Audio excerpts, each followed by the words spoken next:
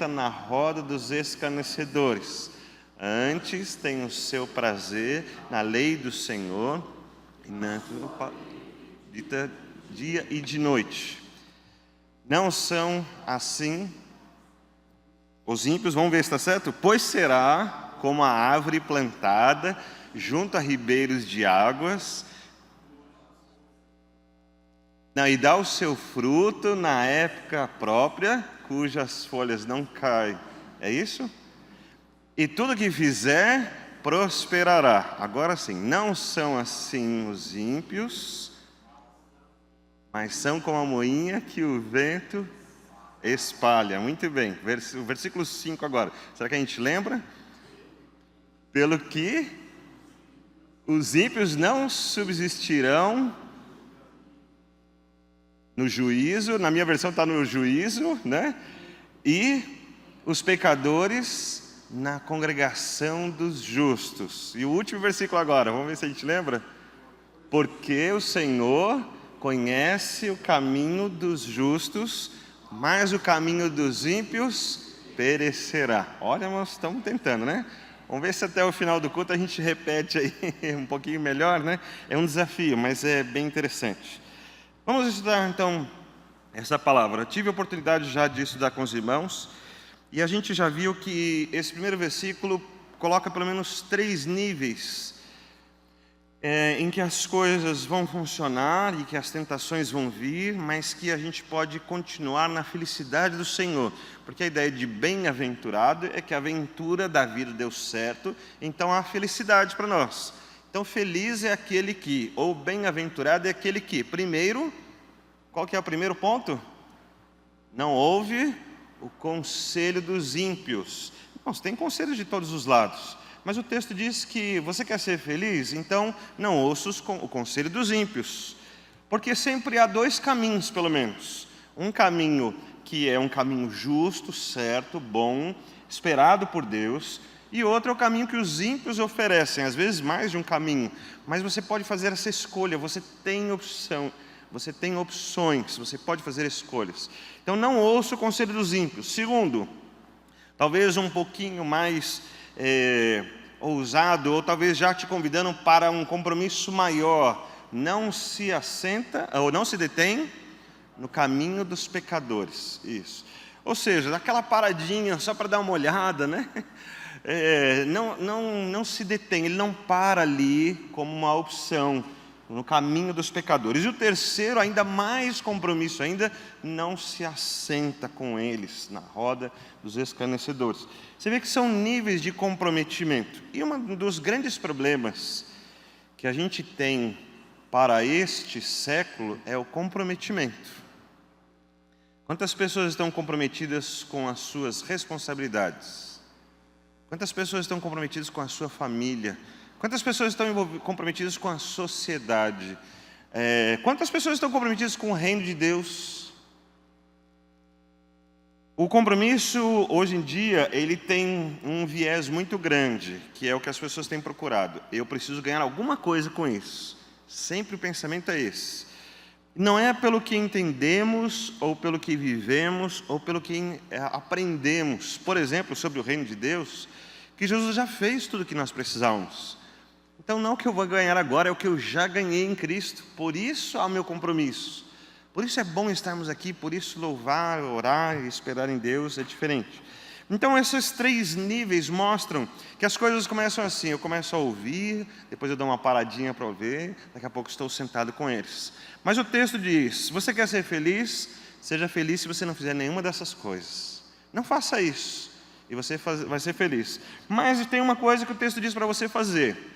Então no versículo 2, em vez de fazer essas coisas, medite dia e noite na lei do Senhor. Antes tem o seu prazer na lei do Senhor, nela medita de dia e de noite. Também já estudamos que é diferente você ler um texto do que você meditar. Então, meditar é quando a gente coloca aquilo no nosso coração e a gente fica ali pensando sobre aquilo, vendo como podemos aplicar aquilo. Quantas vezes nós tivemos a oportunidade de estudar a Palavra de Deus na nossa EBD, nas pregações, nos encontros, nas quintas-feiras, aqui à tarde, à noite. mas às vezes falta uma ideia de meditar e de aplicar e dizer como isso vai ser verdade na minha vida. Muitas vezes entendemos que as coisas são bem parecidas. Eu já usei até esse exemplo da música. Quando nós vamos cantar uma música aqui, com coral, por exemplo, nós temos várias versões. E aí a gente vai ensaiar. E a pergunta que é feita é, qual das versões vamos cantar? Porque as vozes variam, às vezes, uma notinha. E aí a gente acaba, às vezes, cantando errado, porque a gente aprendeu errado e fica assim. E se alguém fala, gente, olha, essa música é assim, em vez da primeira nota ser alta, a primeira nota é grave. Você diz, entendi, mas na hora de cantar, você canta como sempre cantou. Isso não acontece naturalmente? Acontece. Mas na vida espiritual tem acontecido isso muitas vezes com muitas pessoas, onde aprendemos que o texto bíblico indica para a gente algo muito importante, mas a gente relaciona esse aprendizado com o que já sabemos e continuamos simplesmente fazendo as mesmas coisas.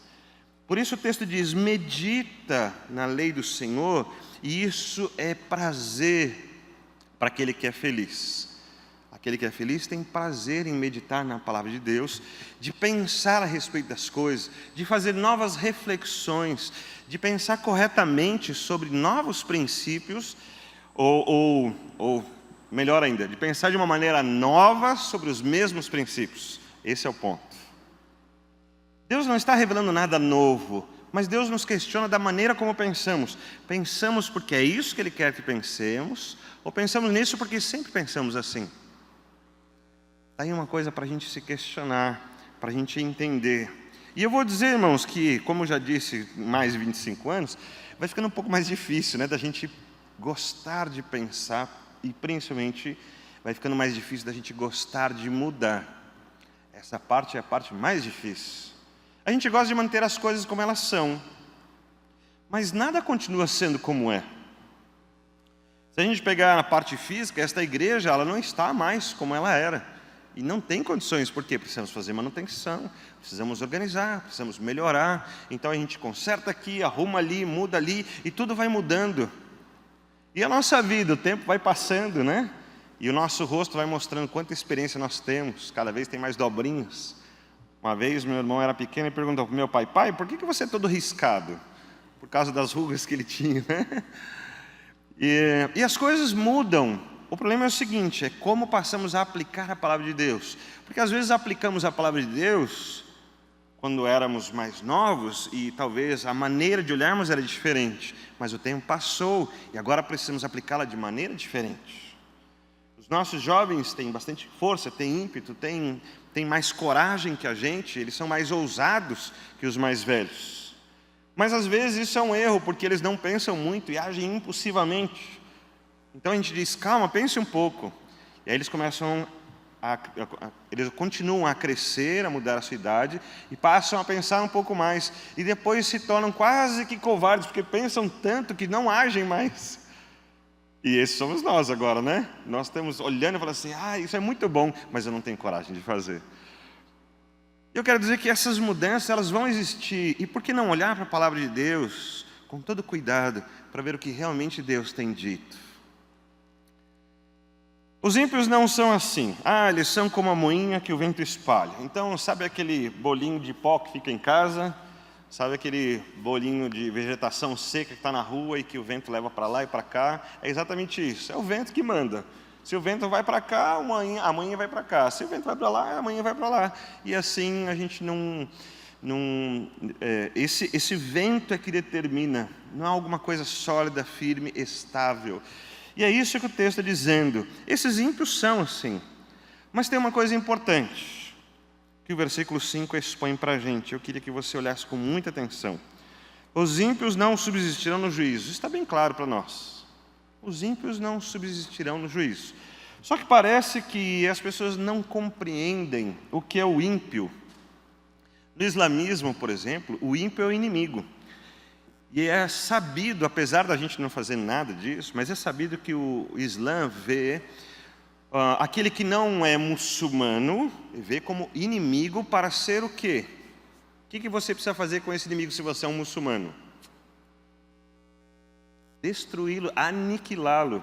Você precisa matar o seu inimigo. É isso que o Islã ensina. Eu não sei quantos de vocês se atentaram, porque todo mundo fala que o islamismo é uma religião de paz, mas ele prega exatamente isso: o ímpio precisa ser morto. Mas basta você perguntar para qualquer islâmico verdadeiro, porque você tem, por exemplo, no Brasil, você tem o católico, o praticante e o não praticante. Mesmo o praticante não sabe nem explicar para você o que seria a missa, por exemplo. Ele não sabe explicar com propriedade o que é. Então você tem várias pessoas. Aí você pergunta para um católico que não entende das coisas o que ele acha, ele vai falar um monte de baboseiras. Você pergunta para um muçulmano que acredita que o Islã é da paz, e ele fala um monte de baboseiras, mas não é o que está escrito. E isso também acontece com os chamados evangélicos, que se dizem evangélicos, mas você pergunta da fé e ele fala um monte de baboseiras, porque ele não sabe, ele não entende. E aquilo não tem nada a ver com a sua vida, é apenas uma opção de encontro social, de algum sentido para a sua vida, mas às vezes está faltando uma transformação. Mas veja que aí Deus não está falando na questão religiosa. Deus está falando segundo os princípios dele. Ele está dizendo o seguinte: no dia do juízo, os ímpios não subsistirão. Lá no juízo, é Deus quem fala, e não a religião, não a interpretação minha, não são os mecanismos que eu usei para fortalecer a minha fé e o meu coração. Sabe, porque nós usamos esses mecanismos. Nós temos a maneira nossa de pensar a respeito das coisas, de dizer: mas isso é bom, mas eu acho que assim está bom. Mas eu penso que Deus já gosta disso. E a nossa maneira de pensar, que às vezes não mudou, e que nós vamos enraizando aquilo, e não é exatamente o que Deus disse, mas o que nós pensamos, e a nossa maneira de nos sentirmos seguros, isso vai estar em julgamento no dia. Porque é a maneira dele que julga, e não a nossa. Por isso o texto diz bem claramente e objetivamente, não precisa explicar muito: os ímpios não subsistirão no juízo. Simples assim.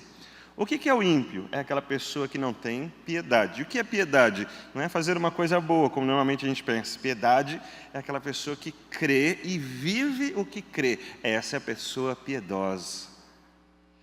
Ela tanto vive o que crê, que ela se dispõe. Então a gente confunde piedade com disposição. E eu lembro, eu já citei isso também, que a gente morava lá em Guararema, e quando tinha um falecimento, a igreja falava lá dos altos-falantes lá, e tocava musiquinha, e o padre falava como se fosse um DJ. Ele abaixava a música, nota de falecimento, aumentava a música de novo, tocava a música, depois abaixava: faleceu em nossa cidade, no dia tal, tal horário, o senhor tal, da família tal, explicava tudo, né? Que é o dono da venda, que morava não sei quanto tempo na cidade, e fazia o histórico da pessoa, aumentava a música de novo, né? Depois abaixa de novo: convidamos parentes, amigos e pessoas piedosas para virem participar do funeral que vai ser em tal lugar. E a ideia das pessoas piedosas era isso: pessoas que se doíam em favor dos outros. Então as pessoas, mesmo não tendo nada a ver com a pessoa, ou com o falecido, ou com a família, estaria lá para prestar a sua ajuda.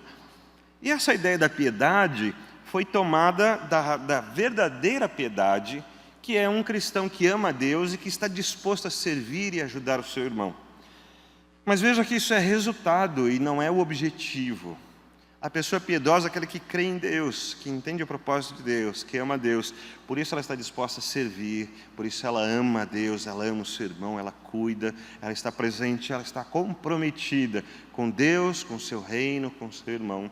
Nada tira ela desse compromisso, porque ela entende, a pessoa piedosa entende que no juízo há um advogado, alguém que pagou o preço, e que nesta vida, então, ela tem algo muito importante para fazer, que é viver a nova vida que esse Jesus pagou.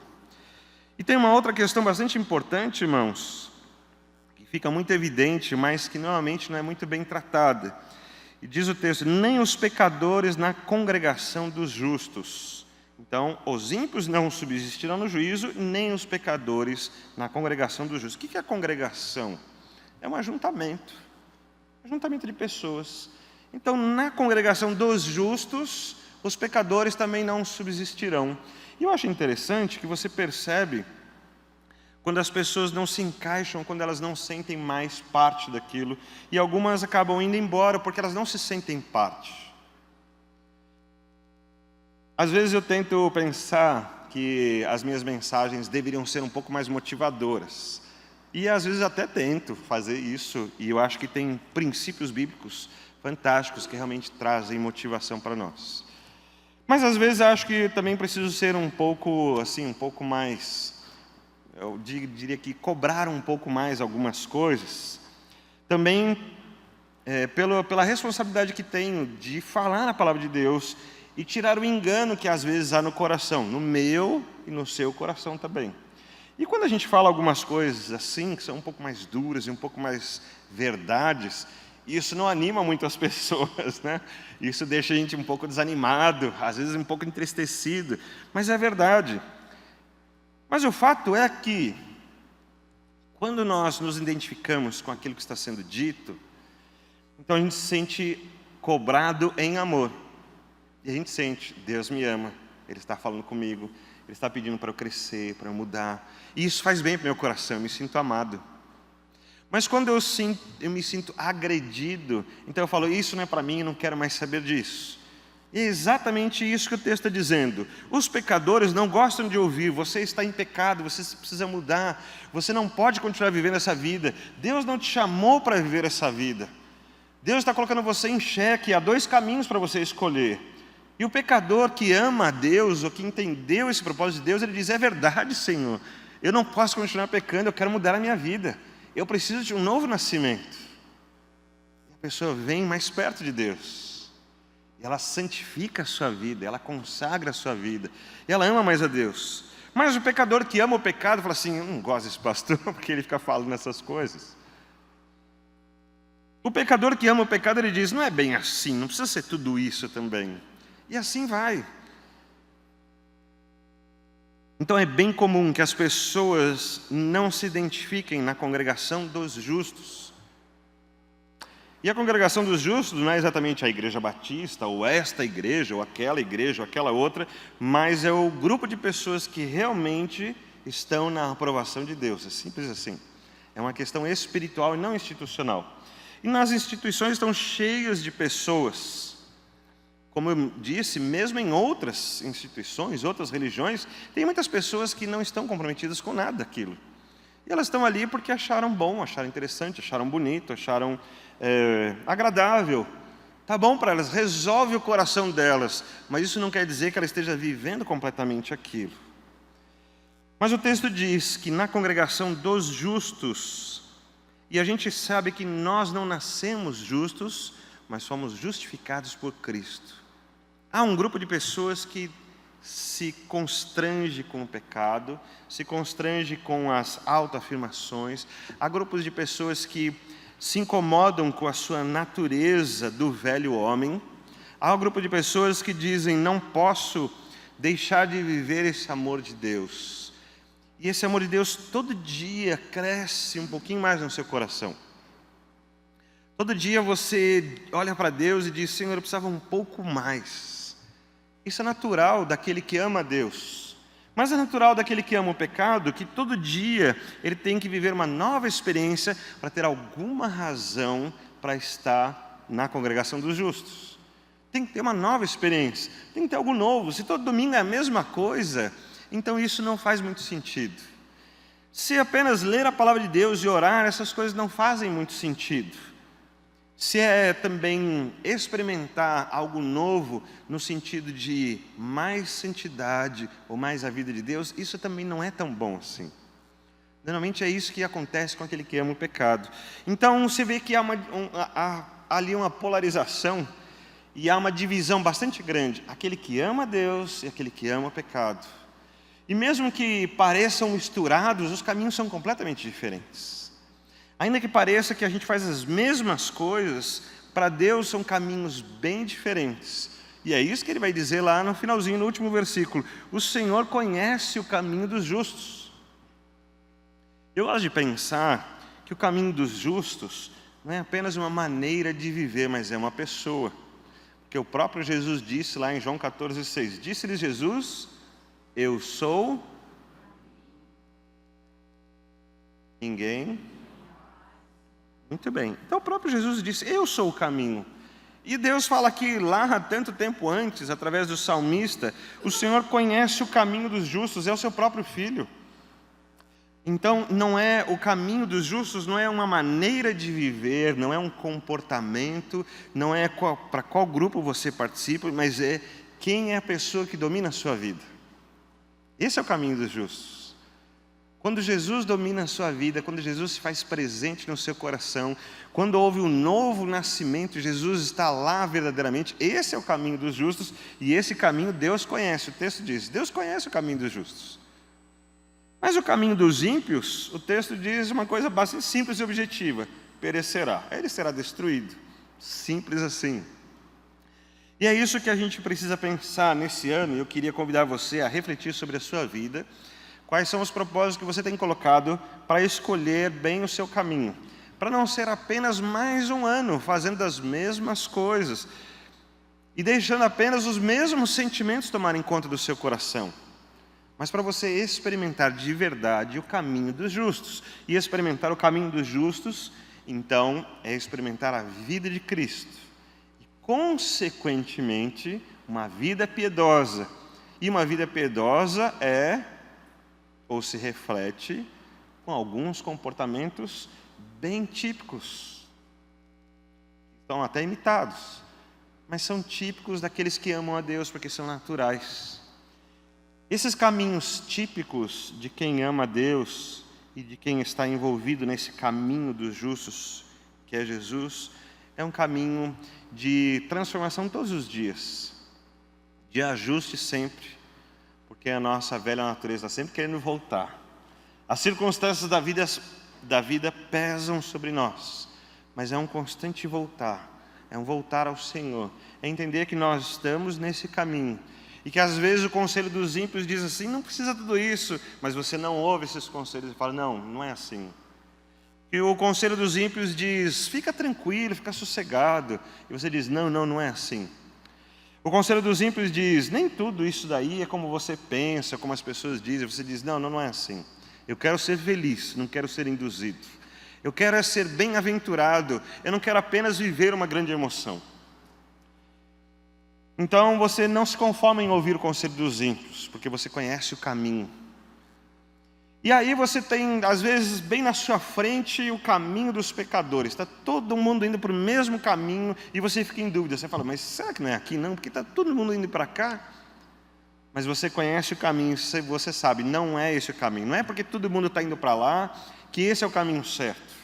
E você vai se basear não no que as pessoas estão fazendo, mas naquilo que a palavra de Deus ensinou para você. Por isso você medita de dia e de noite, para não se perder no caminho, para você não ser conduzido pelo caminho que todo mundo está indo, mas você sabe que Deus conhece o caminho, e o caminho é Cristo. Você fala, se não estiver Cristo, esse não é o caminho que eu preciso seguir. E por último, então, você também não vai assentar-se na roda dos escarnecedores. Você não vai fazer parte desse grupo. E escárnio é uma coisa interessante, porque o escárnio tenta também provar que o outro é um pouco menor, e por isso nós nos sentimos um pouco melhores. Porque você faz escárnio da pessoa, então você se sente um pouco melhor, porque você diminuiu a outra pessoa. Mas isso acontece na sua cabeça, às vezes não aconteceu de verdade, né? Às vezes a outra pessoa continua estando em uma boa condição e nós queremos fazer escárnio das pessoas, zombar das pessoas. E não é bem isso que o texto diz. Se você se assenta na roda dos zombadores, dos escarnecedores, então esse não é um bom caminho, não é para a felicidade. Esse não é o caminho que Deus conhece. O caminho que Deus conhece é aquele que ama o outro, é aquele que tem palavras boas, é aquele que do seu coração sai alguma coisa boa que abençoa vidas. Sai conhecimento de Deus. Esse é o caminho bom que Deus conhece. O caminho dos ímpios perecerá, mas o caminho dos justos, esse Deus conhece. Eu quero convidar você a pensar que esse ano precisamos fazer muitas escolhas. O tempo todo precisamos fazer escolhas, o tempo todo. O tempo todo vamos precisar pensar o que eu vou dizer, o tempo todo nós vamos precisar pensar como vamos agir, o tempo todo nós vamos precisar fazer como eu vou fazer agora. O tempo todo vamos precisar acordar no domingo e pensar assim, hoje vou de novo para a igreja, não vou, né? Coisas simples assim, mas são importantes. O O tempo todo eu vou precisar pensar, essas palavras que eu digo são boas ou ruins?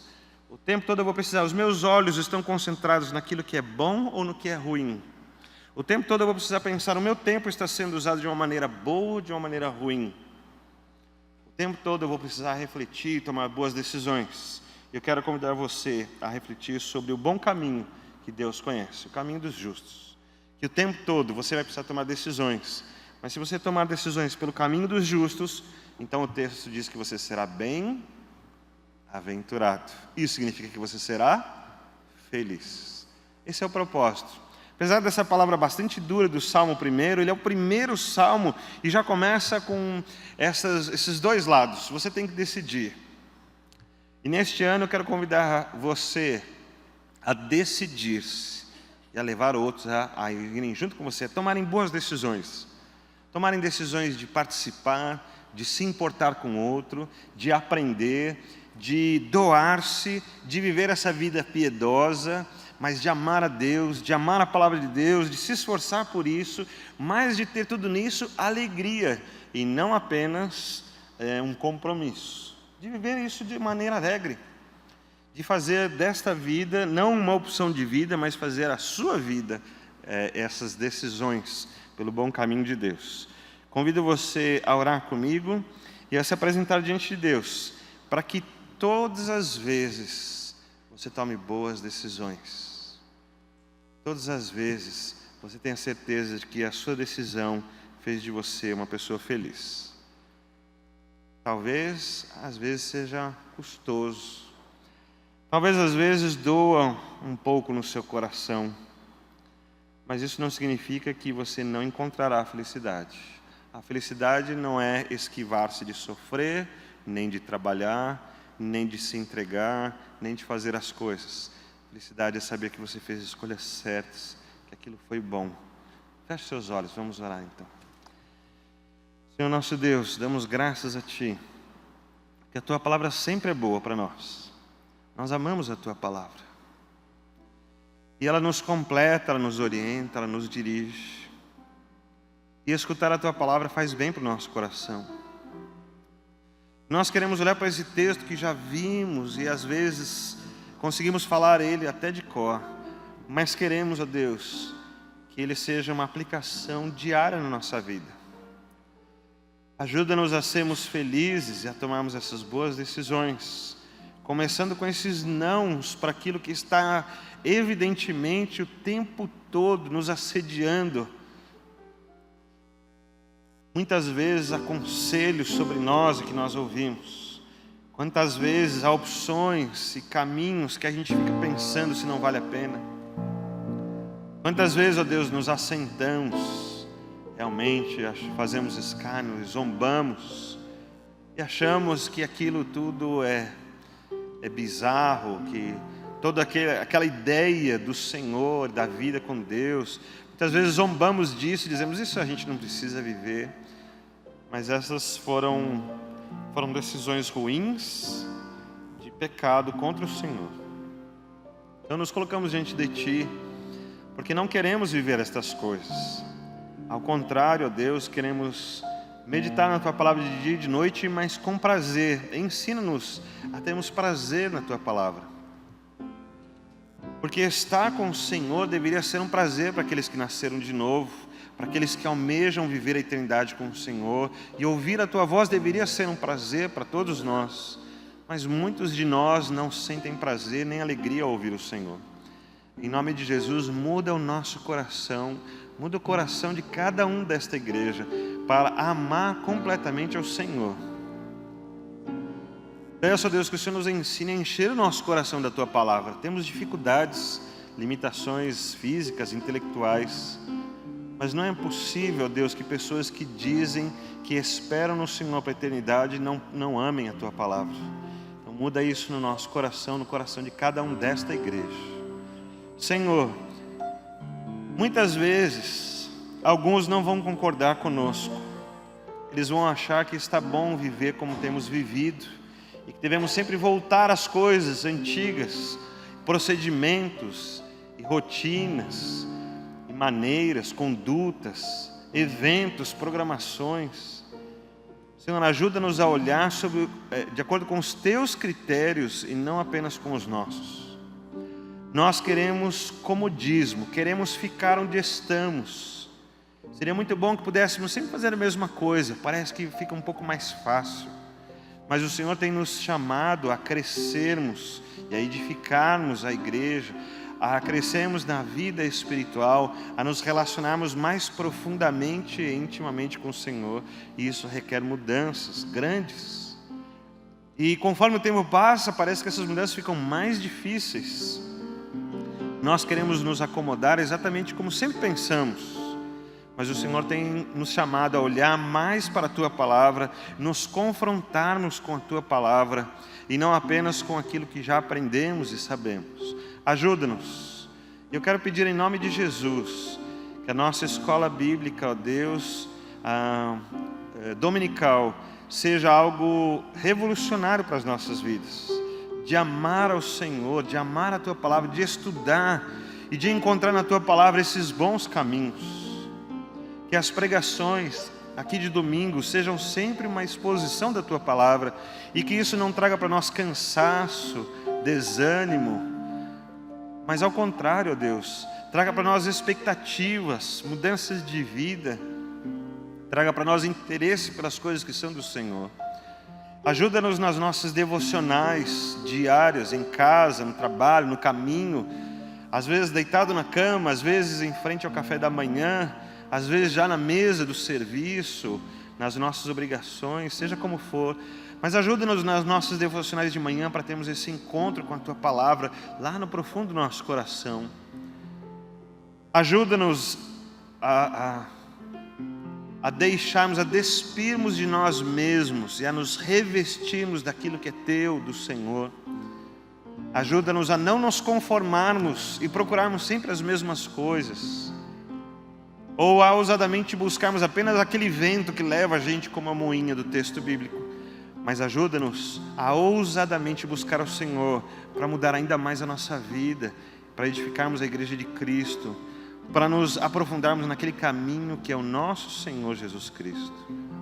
Ajuda-nos a olhar com amor para o nosso irmão, com responsabilidade para as coisas do Teu reino, e ter prazer nessas coisas, ter muita alegria nas coisas que são do Senhor, porque o Senhor é bom e as Tuas coisas são boas. Continua, Deus, completando a nossa vida neste ano novo. Por enquanto somos só nós aqui que estamos aqui hoje, mas eu sei, ó Deus, que aquilo que o Senhor tem para nós alcançará as nossas vidas e alcançará toda a Tua igreja. Talvez para alguns seja ruim, e assim como muitos não subsistirão no juízo, talvez alguns pecadores também não subsistam na congregação dos justos. Mas eu peço ao Senhor, em nome de Jesus, que cada um de nós seja transformado pela Tua Palavra. Não sejamos nós aqueles que deixam a congregação dos justos, mas aqueles que se justificam em Cristo Jesus todos os dias. E estejamos congregados, firmes, como irmãos, amando ao Senhor, amando o irmão, cuidando do irmão. Ajude-nos. Abençoe esta igreja. Queremos amar a Cristo Jesus. E obrigado, porque os irmãos vieram aqui, ó Deus, e estamos juntos nesse primeiro domingo para dizer: esta igreja ama o Senhor e quer continuar na Tua presença. E cantamos, ó Deus, que as batalhas são grandes, mas nós continuaremos a marchar com fé em Cristo Jesus, com amor ao nosso irmão. Continuaremos a vencer pela autoridade de Cristo, da Sua Palavra. Obrigado porque podemos contar com o Senhor. Nós estamos rendidos ao Senhor, mas gratos pela boa esperança que há em Cristo Jesus.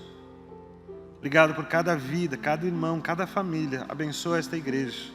Oro com eles, oro também por eles. Os apresento ao Senhor em nome de Jesus. Amém, Senhor.